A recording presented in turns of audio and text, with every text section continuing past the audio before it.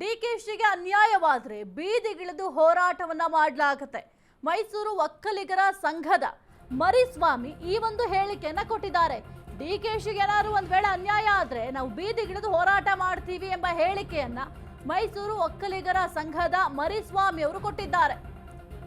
ಕಳೆದ ಚುನಾವಣೆಯಲ್ಲಿ ಡಿಕೆಶಿ ಅವಕಾಶ ಕೇಳಿದ್ದಾರೆ. ಎಸ್.ಎಂ. ಕೃಷ್ಣ ನಂತರ ತನಗೆ ಅವಕಾಶ ಇದೆ ಅಂತ ಹೇಳಿದ್ರು. ಒಕ್ಕಲಿಗ ಪ್ರಾಬಲ್ಯದ ಕ್ಷೇತ್ರಗಳಲ್ಲಿ ಕಾಂಗ್ರೆಸ್ಗೆ ಮತ ಸಿಕ್ಕಿದೆ.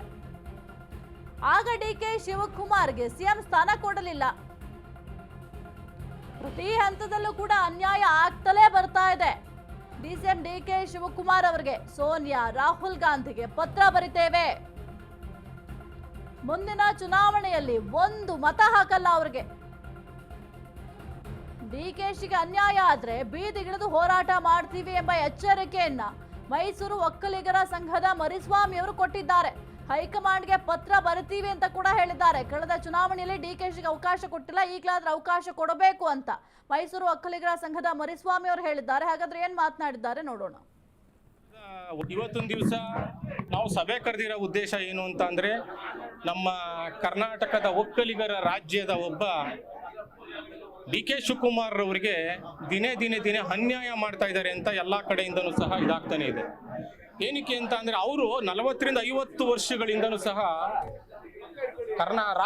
ಕಾಂಗ್ರೆಸ್ ಪಕ್ಷಕ್ಕೆ ಆದಂತಹ ಅವ್ರದೇ ಆದಂತಹ ಕೆಲಸ ಮಾಡ್ಕೊಂಡು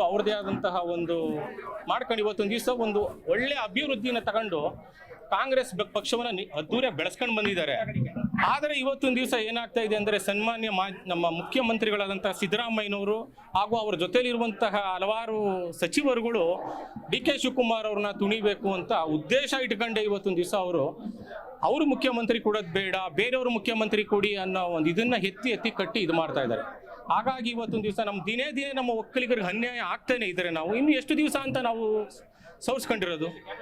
ನಾವು ಏನು ಅಂತ ಅಂದ್ರೆ, ಈಗ ನಾವು ಕೇಂದ್ರದ ವರಿಷ್ಠರಿಗೆ, ಯಾರು ಸೋನಿಯಾ ಗಾಂಧಿ ಅವರಾಗಿರ್ಬೋದು, ರಾಹುಲ್ ಗಾಂಧಿ ಅವರಾಗಿರ್ಬೋದು, ಅಥವಾ ಮಲ್ಲಿಕಾರ್ಜುನ್ ಖರ್ಗೆ ಅವರಿಗೆ ನಾವು ಈ ಸಭೆ ಮುಖಾಂತರ ಅವ್ರಿಗೆ ನಾವು ಏನಂತ ಕೇಳ್ತಾ ಇದೀವಿ ಅಂತ ಅಂದ್ರೆ, ಡಿ.ಕೆ. ಶಿವಕುಮಾರ್ ಅವ್ರಿಗೆ ನೀವು ಮುಖ್ಯಮಂತ್ರಿ ಸ್ಥಾನ ಕೊಡ್ಲಿಲ್ಲ ಅಂತ ಅಂದ್ರೆ, ಮುಂದಿನ ದಿನಗಳಲ್ಲಿ ನೀವು ಒಕ್ಕಲಿಗ ಇವತ್ತು ಬರೀ ಮೈಸೂರು ಅಂತ ಅಲ್ಲ ಹೇಳ್ತಾ ಇಲ್ಲ ನಾನು, ಇಡೀ ಕರ್ನಾಟಕದಾದ್ಯಂತ ಎಲ್ಲೆಲ್ಲಿ ಒಕ್ಕಲಿಗರುಗಳು ಇದ್ದಾರೆ ಅವ್ರು ಎಲ್ಲರ ಮುಂದಿನ ಚುನಾವಣೆಯಲ್ಲಿ ಒಂದು ಓಟು ಸಹ ನಾವು ಒಕ್ಕಲಿಗರ ಒಂದು ಓಟು ಸಹ ನಿಮ್ಮ ಕಾಂಗ್ರೆಸ್ ಪಕ್ಷಕ್ಕೆ ನಾವು ಕೊಡಲ್ಲ ಅಂತ ನಾವು ಈ ಸಭೆಯಲ್ಲಿ ಎಲ್ಲರೂ ಸಹ ತೀರ್ಮಾನ ಮಾಡಿದ್ದೀವಿ.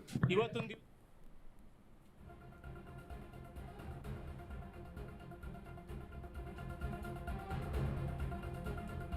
ಕುರ್ಚಿ ಹಗ್ಗ ಜಗ್ಗಾಟ, ಒಕ್ಕಲಿಗ ವರ್ಸಸ್ ಕುರುಬ ಸಮುದಾಯ.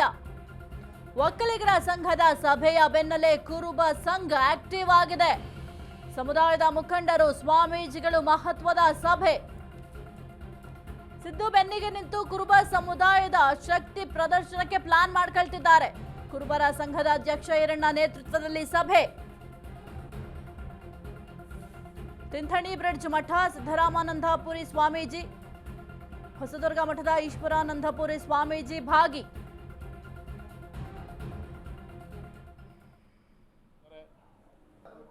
ಒಂದನೇ ನಿರ್ಣಯ ಏನು ಅಂದರೆ, ಸನ್ಮಾನ್ಯ ಮುಖ್ಯಮಂತ್ರಿ ಸಿದ್ದರಾಮಯ್ಯನವರು ಬರೀ ಕುರುಬರ ಸಂಘಕ್ಕೆ ಸಿದ್ದರಾಮಯ್ಯನವರು ಮುಖ್ಯಮಂತ್ರಿ ಅಲ್ಲ, ಎಲ್ಲ ಶೋಷಿತ ಸಮುದಾಯಗಳ, ಎಲ್ಲ ಬಡವರ, ಈ ರಾಜ್ಯದ 7 ಕೋಟಿ ಜನಗಳ ಮುಖ್ಯಮಂತ್ರಿ.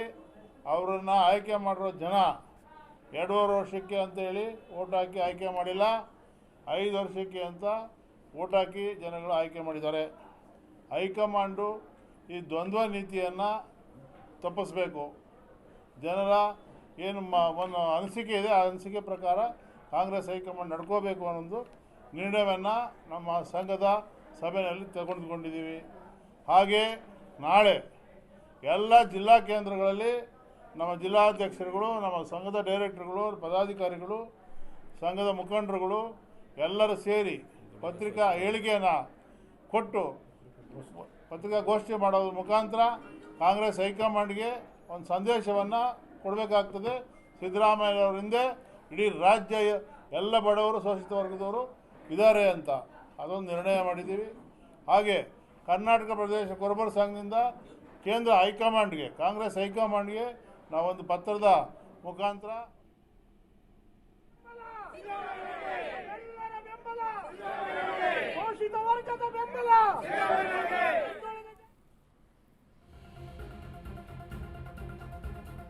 ಸಿದ್ದರಾಮಯ್ಯನವರ ಸ್ಥಾನಕ್ಕೆ ಚ್ಯುತಿ ಬಂದ್ರೆ ಹೋರಾಟ ಮಾಡ್ತೀವಿ ಎಂಬ ಎಚ್ಚರಿಕೆಯನ್ನ ಕೊಟ್ಟಿದ್ದಾರೆ. ತಿಂಥಣಿ ಬ್ರಿಡ್ಜ್ ಮಠ ಸಿದ್ದರಾಮಾನಂದಪುರಿ ಸ್ವಾಮೀಜಿ ಅವರು ಎಚ್ಚರಿಕೆಯನ್ನ ಕೊಟ್ಟಿದ್ದಾರೆ. ಹೈಕಮಾಂಡ್ ತೀರ್ಮಾನ ಕೈಗೊಳ್ಳದಿರೋದೇ ಇದೆಲ್ಲದಕ್ಕೂ ಕೂಡ ಕಾರಣ ಆಗಿದೆ. ಕಾಂಗ್ರೆಸ್ ಹೈಕಮಾಂಡ್ ನಿರ್ಲಕ್ಷ್ಯದಿಂದ ಈ ಒಂದು ಸಮಸ್ಯೆ ಉದ್ಭವ ಆಗಿದೆ. ಸಿದ್ದರಾಮಯ್ಯ ಕೇವಲ ಕುರುಬ ಸಮುದಾಯಕ್ಕೆ ಸೀಮಿತ ಅಲ್ಲ, ಸರ್ವಧರ್ಮದ ಏಳಿಗೆಗಾಗಿ ಸಿದ್ದರಾಮಯ್ಯ ಅವರು ದುಡಿದಿದ್ದಾರೆ ಅಂತ ಹೇಳಿದ್ದಾರೆ. ಮತ್ತು ಅಧಿಕಾರದ ಸುತ್ತ ನಡೀತಾ ಇರುವಂತಹ ಗೊಂದಲಗಳಿಂದ ಆತಂಕಗೊಂಡಿರುವಂತಹ ಹಲವಾರು ಸಮುದಾಯಗಳೊಂದಿಗೆ ಕುರುಬ ಸಮುದಾಯವೂ ಸಹ ಒಂದು. ಸಿದ್ದರಾಮಯ್ಯನವರ ವಿಷಯವಾಗಿ ಬಹಳ ಎಚ್ಚರಿಕೆಯಿಂದ ತೀರ್ಮಾನವನ್ನ ಕೈಗೊಳ್ಳಬೇಕಾಗಿದೆ. ಅವರ ಗೌರವಕ್ಕೆ ಮತ್ತು ಘನತೆಗೆ, ಅವರ ವ್ಯಕ್ತಿತ್ವಕ್ಕೆ ಚ್ಯುತಿ ಬಂದರೆ ಕರ್ನಾಟಕ ಅಷ್ಟೇ ಅಲ್ಲ, ಅದರ ಪರಿಣಾಮ ಇಡೀ ದೇಶದಲ್ಲೇನೆ ಆಗುವಂತ ಪರಿಸ್ಥಿತಿ ನಿರ್ಮಾಣ ಆಗೈತೆ. ಇದು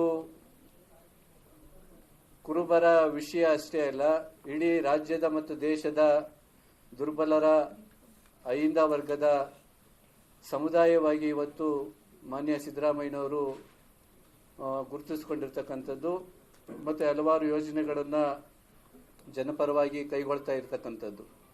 ಈ ಹಿನ್ನೆಲೆಯಲ್ಲಿ ಮತ್ತೊಬ್ಬ ಯಾವುದೇ ರಾಜಕಾರಣಿಯನ್ನ ನಾವು ವಿರೋಧಿಸುವಂಥದ್ದಲ್ಲ, ಅಲ್ಲಗಳೆಯುವಂಥದ್ದು ಅಲ್ಲ. ಇಲ್ಲಿ ಅಚಾನಕ್ ಆಗಿ ಈ ಥರ ಬೆಳವಣಿಗೆಗಳು ಒಬ್ಬರ ವ್ಯಕ್ತಿತ್ವಕ್ಕೆ, ಘನತೆಗೆ ತುಂಬ ಘಾಸಿಯಾಗುವಂತಹ ವಿಷಯ ಬಂದಿರೋದ್ರಿಂದ ನಾವು ಈ ಒಂದು ಮಾತನ್ನ ಹೇಳಬೇಕಾಗಿದೆ.